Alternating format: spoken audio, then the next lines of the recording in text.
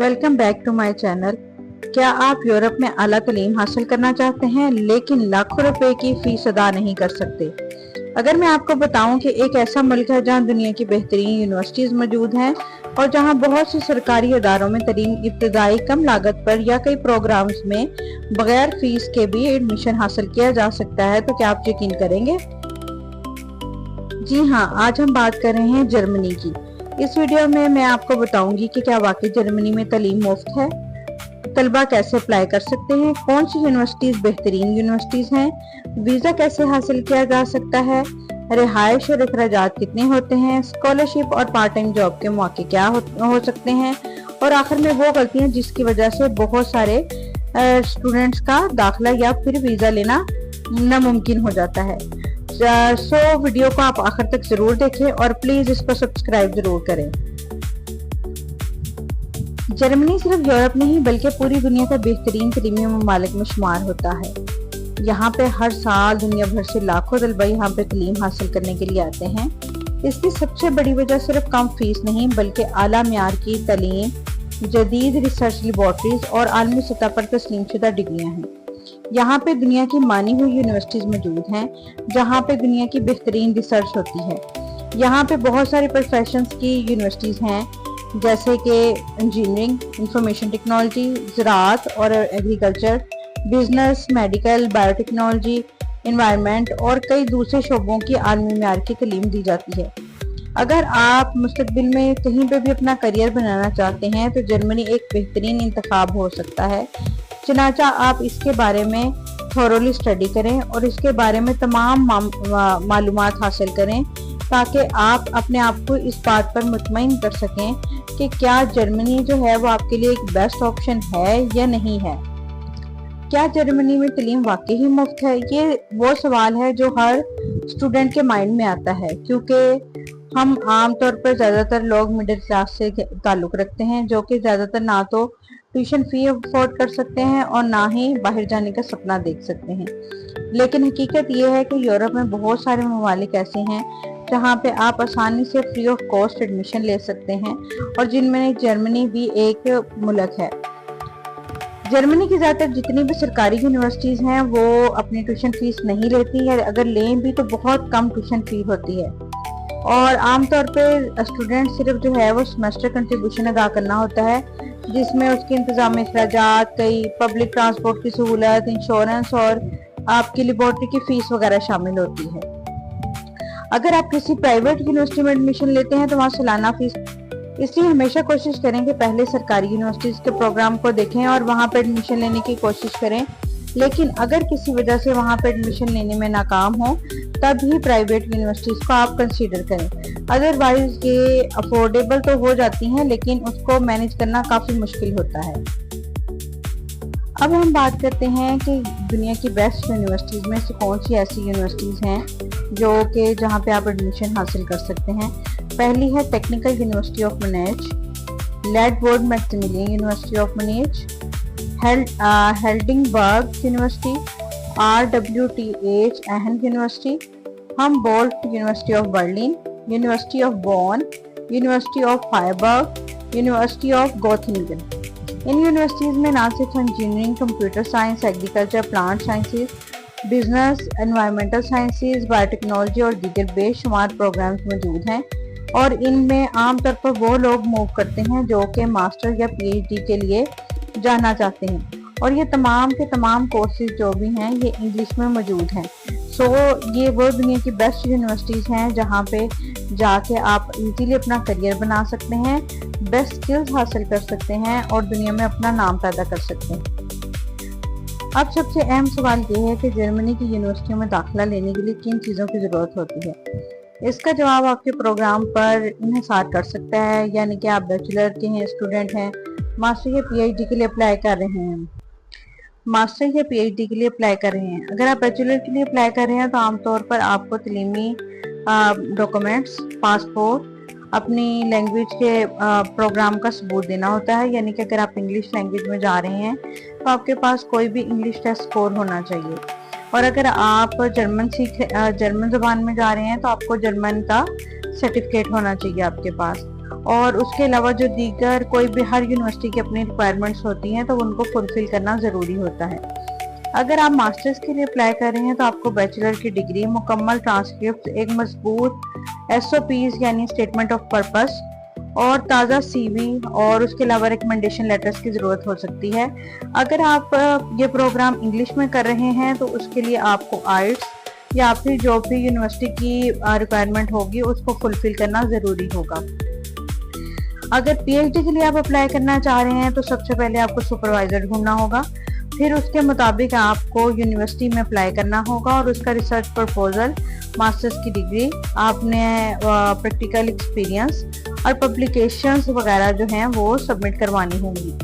और इस तरीके से आप अपने प्रोग्राम की वेबसाइट पे उसकी तफसीलात देख सकते हैं कि आपके प्रोग्राम में क्या क्या रिक्वायरमेंट्स ज़रूरी हैं जो कि आपने फुलफिल करनी है। अब हम प्रॉपरली बात कर लेते हैं कि अगर आप PhD एप्लीकेंट हैं तो उसके लिए क्या प्रोसीजर होता है।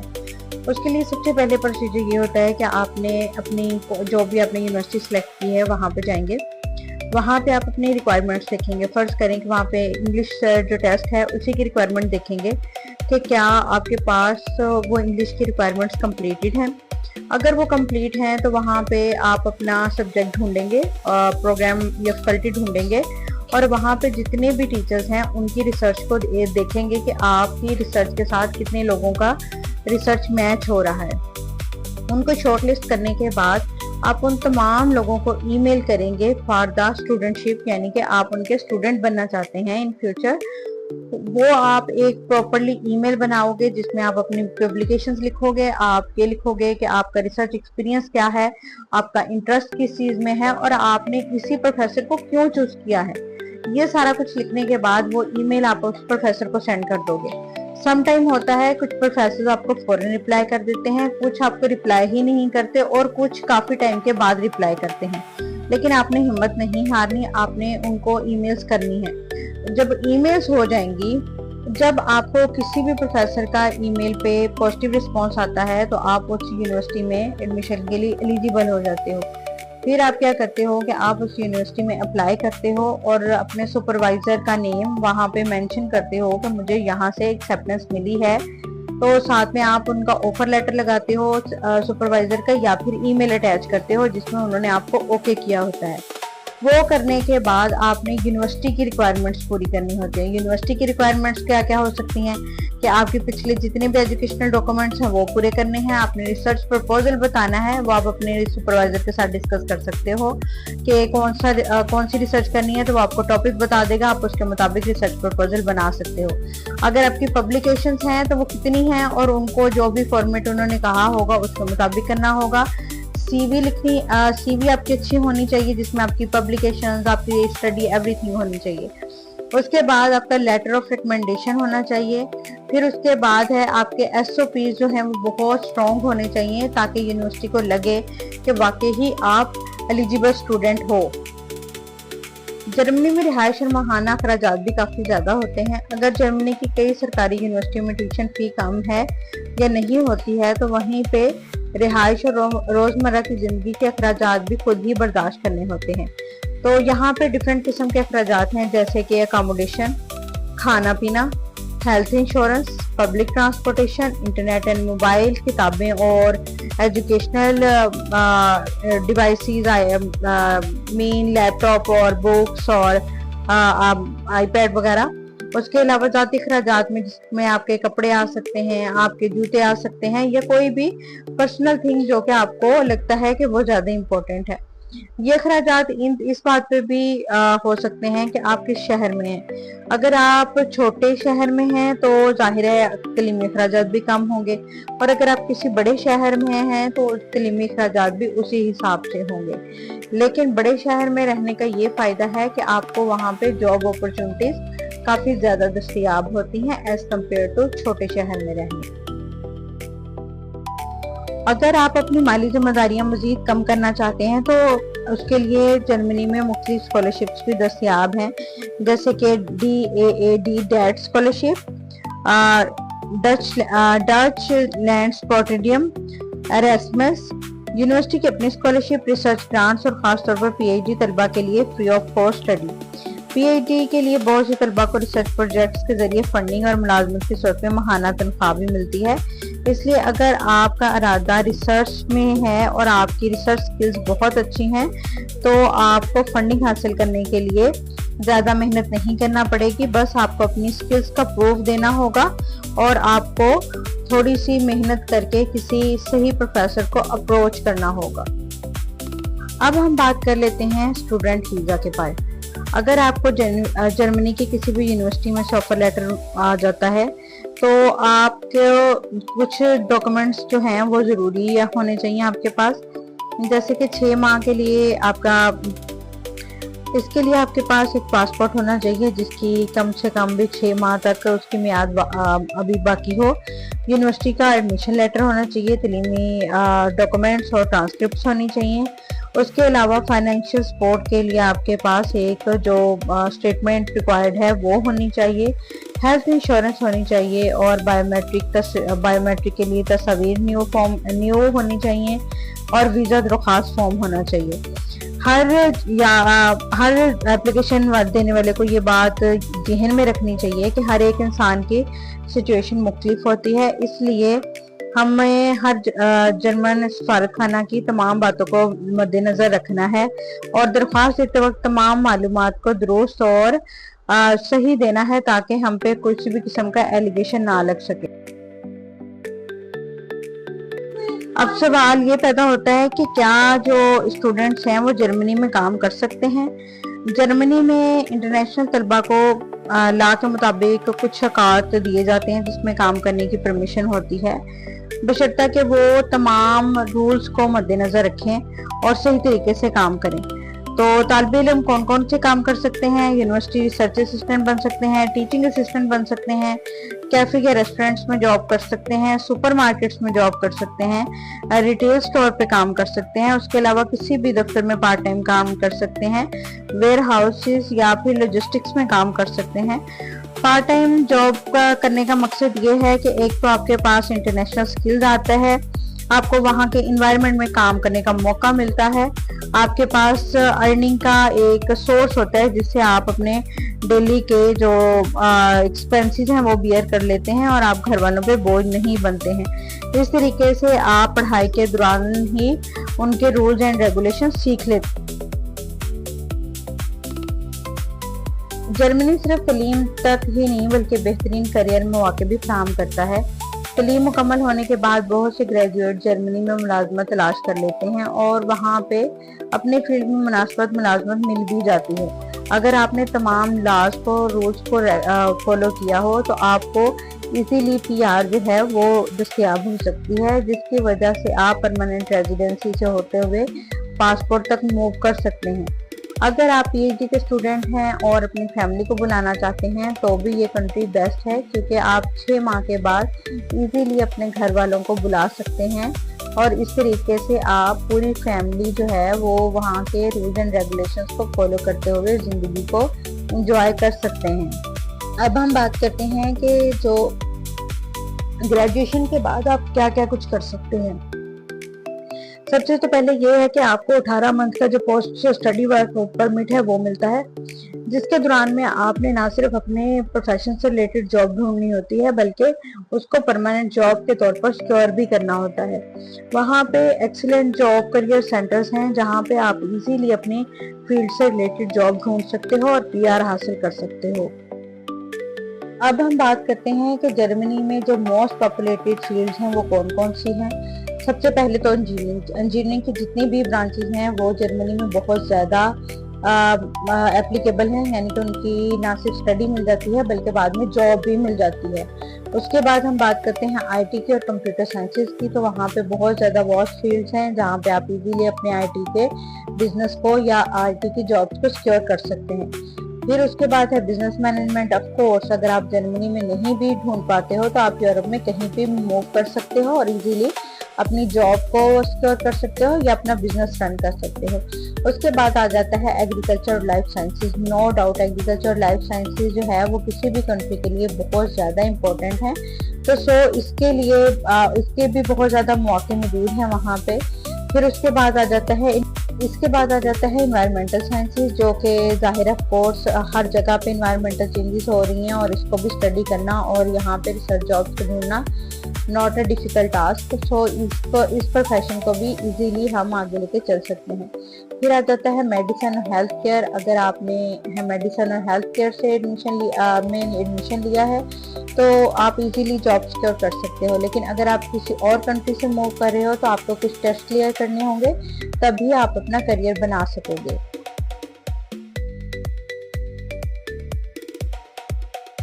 अब हम बात करते हैं कि कुछ ऐसी मिस्टेक्स हैं जिनको हमें अवॉइड करना चाहिए। सबसे पहला तो ये है कि सिर्फ एक यूनिवर्सिटी में अप्लाई करना, या फिर हमें आखिरी डेट का वेट करना कि आखिरी डेट आएगी तभी हम अप्लाई करेंगे। कमज़ोर या फिर किसी से लेके एसओपीज को कॉपी करना, अनकम्प्लीटेड डॉक्यूमेंट्स को सेंड करना, यूनिवर्सिटी की रूल्स एंड रेगुलेशन पढ़े बगैर एप्लीकेशन को फाइल कर देना, फाइनेंशियल एसेट्स का ना होना या फिर उसके बगैर ही, उसकी प्लानिंग किए बगैर ही आपको अप्लाई कर देना, या फिर आपकी फॉल्स इंफॉर्मेशन जो है वो आपने यूनिवर्सिटी को और एम्बेसी को प्रोवाइड करता है। तो ये कॉमन मिस्टेक हैं जो आपके वीज़ा रिजेक्शन की तरफ लेके जाते हैं। अब हम इसकी एक टोटल समरी बना लेते हैं। सबसे पहले तो ये होता है कि हमने यूनिवर्सिटी को रिसर्च करना है और अपने डिपार्टमेंट को टारगेट करना है।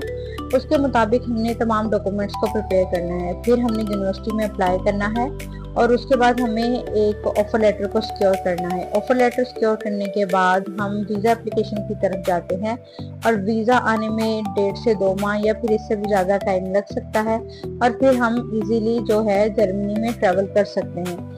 तो हमें अपने टाइमलाइन को अपने जाने से पहले इस तरीके से अरेंज करना चाहिए कि हर चीज़ टाइम मांगती है तो उसको हमें उसी तरीके से ही लेके चलना है। सो हम एक दिन में अप्लाई करके 15 दिन में जर्मनी नहीं जा सकते। अब हम बात करते हैं कि जर्मनी में लाइफ कैसे है। जर्मनी जो है वो बहुत सेफ इन्वायरमेंट प्रोवाइड करता है। वहाँ पे फीमेल्स और बच्चे इजीली मूव कर सकते हैं। वहाँ पे क्लीन इन्वायरमेंट है, यानी कि वहाँ पे गंदगी का या फिर आपको किसी भी किस्म की एलर्जी से का डर नहीं होता है।